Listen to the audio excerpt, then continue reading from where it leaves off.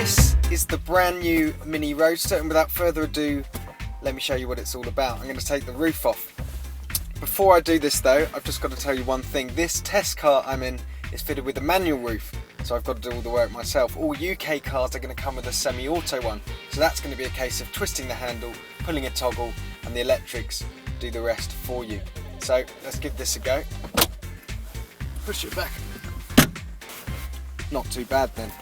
So the MINI Roadster, a couple of things that I want to tell you. Yes, it's just a drop top version of the Mini Coupe that we've already seen, but it's the first two-seater drop top Mini has ever made, and with prices starting from just over 18 grand, it's slap bang in the middle of Mazda MX-5 territory, and until now the Mazda has never really had any direct rivals. When it comes to engines for the Roadster, well, it's a case of if you haven't got Coupe in your name, you're not coming in. You can order the standard Coupe, you can get a Coupe SD diesel, the full fat 211 horsepower John Cooper Works, or the car we're driving here, the Coupe S.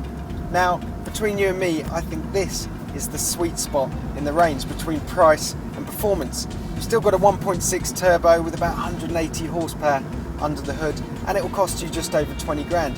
This is a really sweet engine. It revs beautifully and is seriously fast in a car this size. And I don't know if you can hear it, but put it in sport mode, give the throttle a stab, and it pops and bangs on the overrun. It's just addictive. It sounds fantastic. It's like having a mini touring car in your hands. In terms of handling, well, for anyone that's driven a modern Mini, it's more of the same, really. The only bad mark is the suspension. It's pretty firm, if I'm going to be fair. On roads like this, I mean, it's fine. These are pebble smooth and it flows really nicely with the cambers and the corners. But on bad surfaces, well, you're going to be shaking around the cabin. And that's another reason why we'd probably choose the Coupe S over the even stiffer JCW model.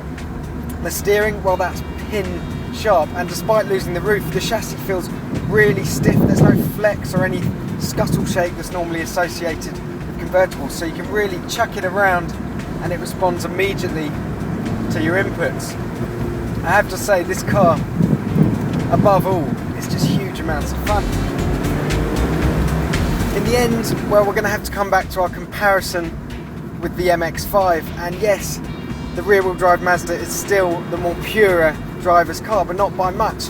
And the Mini, because it's effectively a converted version of the hatchback, has a few aces up its sleeve as well. The boot, well, that's 240 litres, that's massive for a Roadster. That means you can fit all your stuff in there. There's even a ski hatch here, so I can access it on the move.